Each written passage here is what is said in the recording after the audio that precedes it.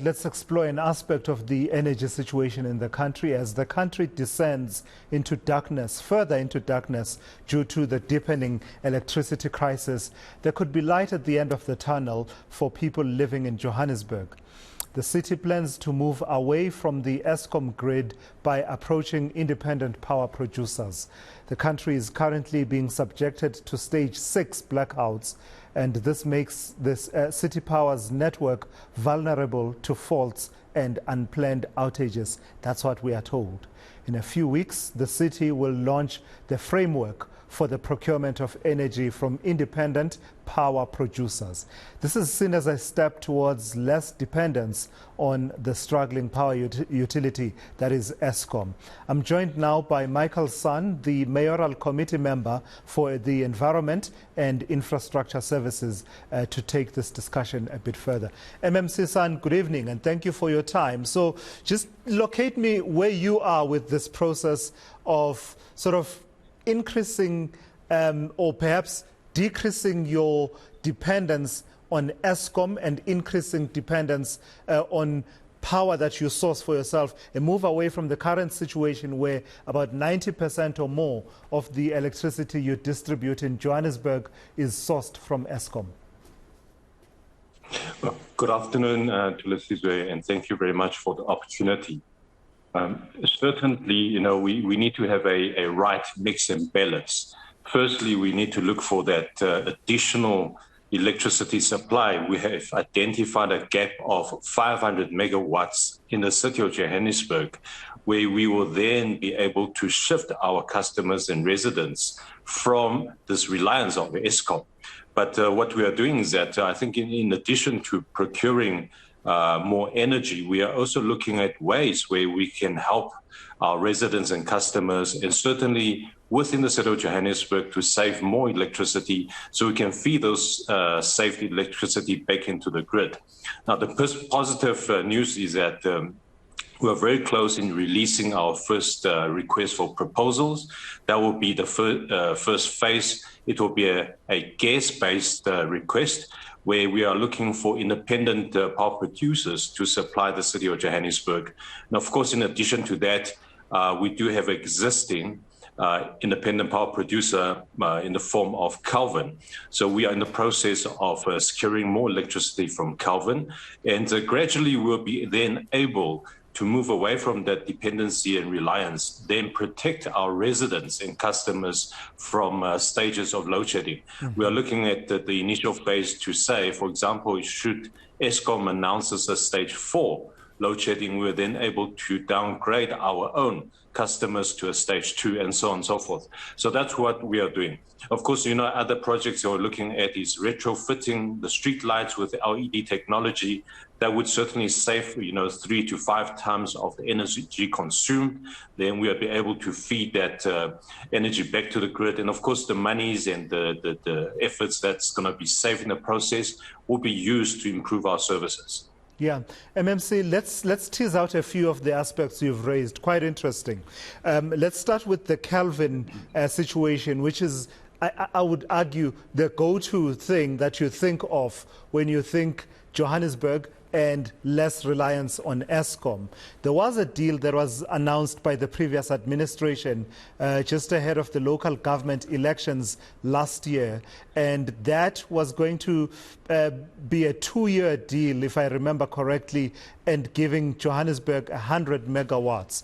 Does that deal still stand? And what you're talking about now, is it addition to that, or is it starting from scratch with Kelvin Power Station? Well, as far as we are concerned, you know, Eskom can't really supply the city of Johannesburg with any additional power. We have infrastructures on standby that we are not able to energize because there are not sufficient electrons coming through the grid from Eskom. Kelvin, of course, is an independent power producer. They produce about 10% of the city's needs. And that's why we are saying that in that form of the IPP, Kelvin will be one of the coal-powered power plant that will be supplying the city of Johannesburg. We are working on that process. The procedure for public comment have closed last week. So we'll then follow through with the process, and hopefully we can conclude that transaction very soon. Then again, there's not just in terms of the gas-based power producers, there are many. For example, solar and other energy, we are looking for the right mix so we can find that shortage of 500 megawatts. But certainly if Eskom is able to produce and supply the City of Johannesburg with another 100 megawatts, we certainly will be very happy and keen to speak to Eskom about that. And reports suggest that all of this will require about 26 billion rand.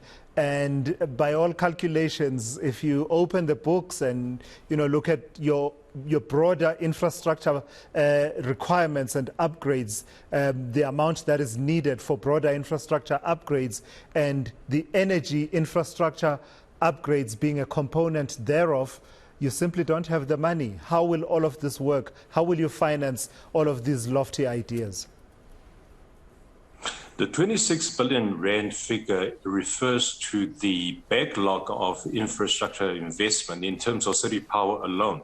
So in other words, we need 26 billion rand to bring all the infrastructure in city power up to date. Of course, that will be a long-term project. Even if you gave me 26 billion rand today to city power, it will take us many years to get the infrastructure replaced. However, we do have a budget for bulk purchases on an annual basis. So we'll be using those bulk purchases budget to procure energy from independent power producers. And of course, within the request for proposals that we are now targeting those ready and able to supply IPPs to say that we want electricity immediately. So those that can supply, we'll be entering into a transaction with you. So we certainly welcome those proposals to be brought to our doorsteps. Yeah. And very importantly, I think the city is very much mindful that we need to invest. This is why we continue to have sufficient and reasonable budget within the city's resources into not just electricity, but into water and waste management. So this is the aim and the goal, and certainly the action plan of the multi-party government in the City of Johannesburg. So if we accept MMC as a parting question from me to you, that this is a crisis that is active right now, it's a burning platform, to use a phrase that the president likes, how soon can Johannesburg residents expect that this target of 500 megawatts to cushion the impact of things such as load shedding for Johannesburg residents can start kicking in? So you have this RFP process. My understanding is that it was with Treasury? That's correct. It's quite a complicated process.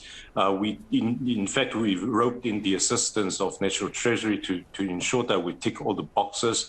The process is legitimate and transparent. But to get 500 megawatts will be a process. So it will be a staggered process. It will be a phased-out process where we will certainly be looking at sufficient, first 100 megawatts to come from the available supplies. Then we'll be able to shield our residents away from the impacts. And certainly, stage 6 is not a joke. We hear of this being aggravated into more stages, but certainly we're not stopping there, because there is a load shedding stage 4, stage 5, be it even stage 6. We will continue with the work to ensure that we bring this up to speed. I think just to conclude and answering your question is that definitely before the end of this year, we'll show a lot of the tangible results and start to bring in a lot of IPPs on board to supply those gaps in the load shedding schedules. Sure. That would be fantastic if we can pull that off, MMC. But as you say that, I think to myself, there's a big proviso to all of that. All of this great, but you have to be in office to carry it out. So the stakes couldn't be higher for you as a multi-party government with that situation, because all of these ideas, if you're no longer in office, we're back to square one. Well, we're certainly confident. We have a lot of support on the ground. The multi-party government, the coalition is strong. Of course, that's not my field to speak on, but we certainly are very confident and positive that we will be here to service the residents of the city of Johannesburg for a long time. All right, MMC Michael San, I've got to thank you for your time here on eNCA from the City of Johannesburg, where he's a member of the mayoral committee responsible for environment and infrastructure services. That was a quip to Michael San there at the end, given, of course, the situation that Johannesburg faces right now with the multi-party coalition government. It certainly wasn't the focus of the interview, but he responded to it in the best way that he could, under the circumstances.